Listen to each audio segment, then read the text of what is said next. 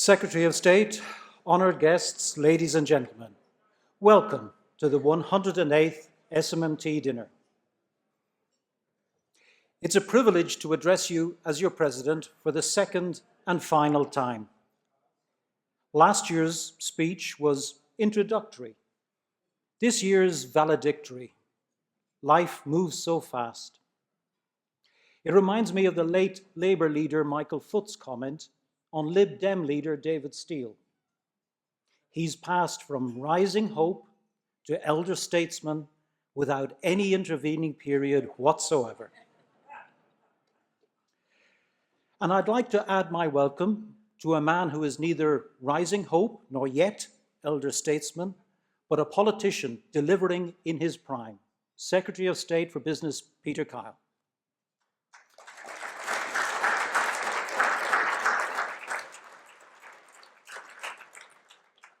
Tomorrow, in the budget, we're told to expect a smorgasbord.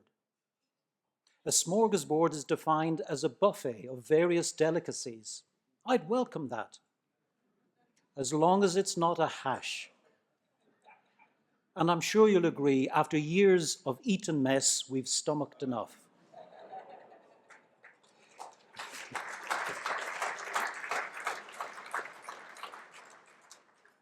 That's for tomorrow. But today, I welcome Peter's engagement, his support, and his announcement of a consultation on the British Industrial Competitiveness Scheme. Quite a mouthful.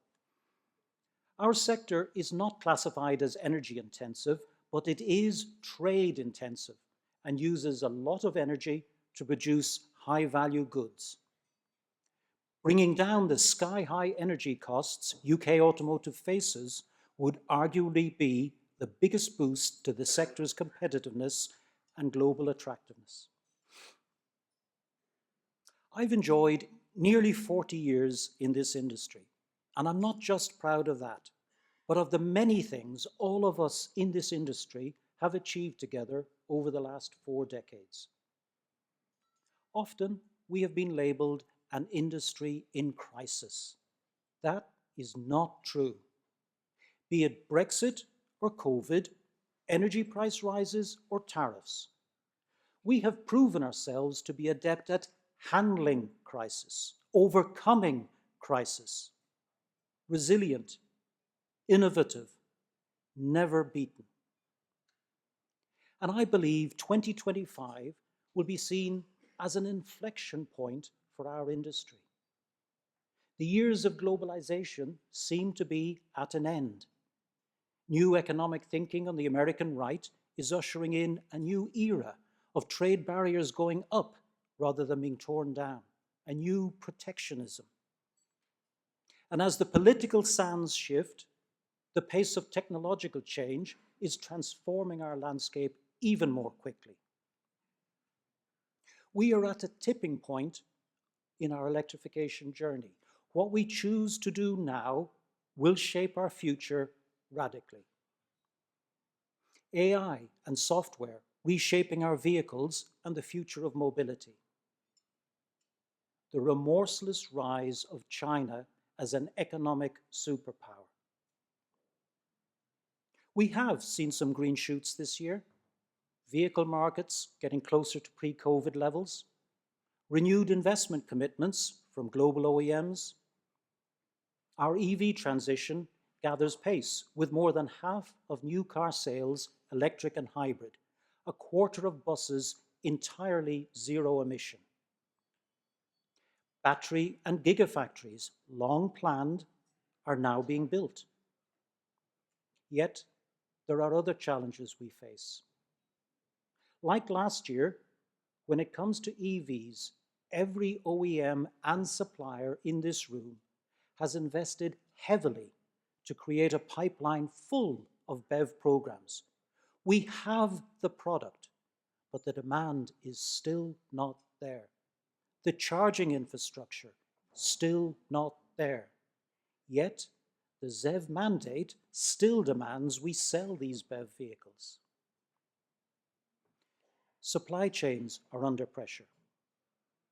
And as trade barriers are put up, There are diverging standards in software compliance, AI, and cybersecurity between ourselves, the EU, the United States, and China. Global competition is not as free and fair as we would like. Lower labor costs we cannot compete with, nor would we wish to. And overcapacity is leading Chinese OEMs to seek new footholds. The Chinese automotive industry has twice the capacity of their domestic market. Or put it another way, China has the capacity to provide 1/3 of the global market. The pace of change is not going to slow. It will only increase. We must not just prepare for the future, our future lies in shaping it. I believe the tradition of our UK industry, the living essence of it, our heritage and capability in design, engineering, and innovation, is to turn these challenges into opportunity, to be resilient, to recalibrate, to renew. Some will tell you all of these challenges are existential threats to our industry. Such statements are not new.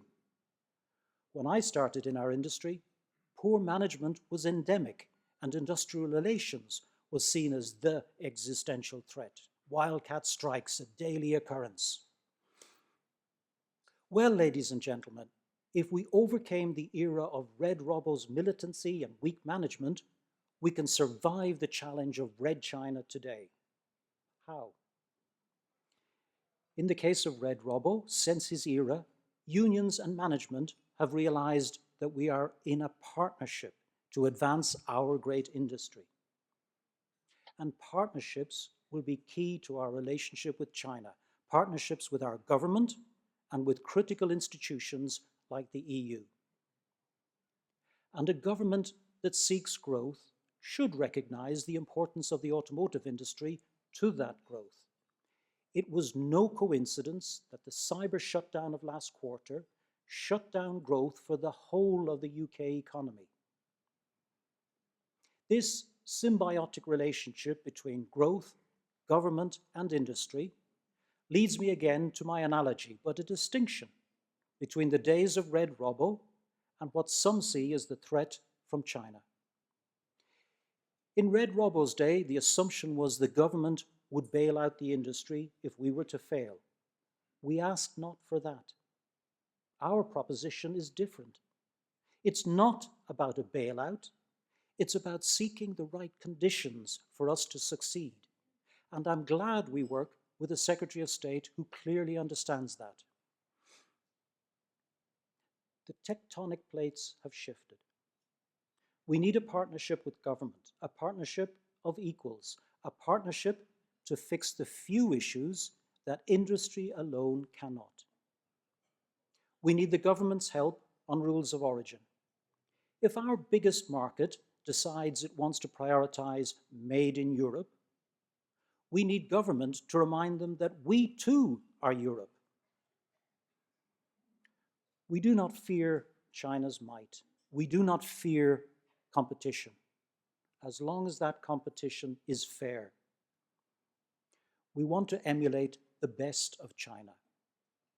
That means the confidence to look to the long term, to back ourselves with proper investment in infrastructure, skills, and people.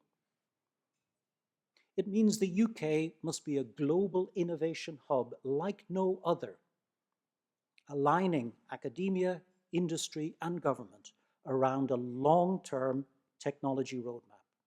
Yes, we have a proud heritage of investment in skills, R&D, and design. Now, we must make it world-leading. And it means the pragmatism to realize that while net zero is without question our future, there are intermediate steps along the way, practical steps that do not question our faith, but turn it into action. In the days of Red Robo, the shop floor was often an intimidating space. Now we have something much more intimidating, cyberspace. We can only be grateful that the ingenuity of cybercriminals was matched by the resilience and resolve of our colleagues at JLR. We salute you. But the price JLR and their supply chain paid is a price we all pay, and we cannot defend ourselves alone. As the government prepares to spend more on conventional defences, it must join with industry to help build cyber defences. Let's do more than try to hang on to what we hold. Let us see EV and digital transition as an opportunity to reindustrialize and revitalize our manufacturing regions, to lead, build, and grow. As an industry, we must act with unity, urgency, and vision. With that challenge facing us, I strongly believe that our SMMT will support us, enabling us to act with unity and vision. And as SMMT President, one of my challenges was to find a successor who shares that ambition. And I'm delighted to announce that I leave you in very capable hands.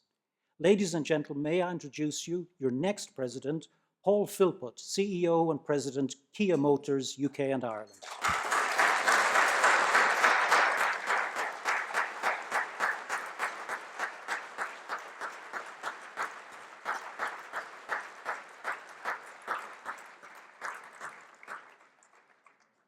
Congratulations, Paul.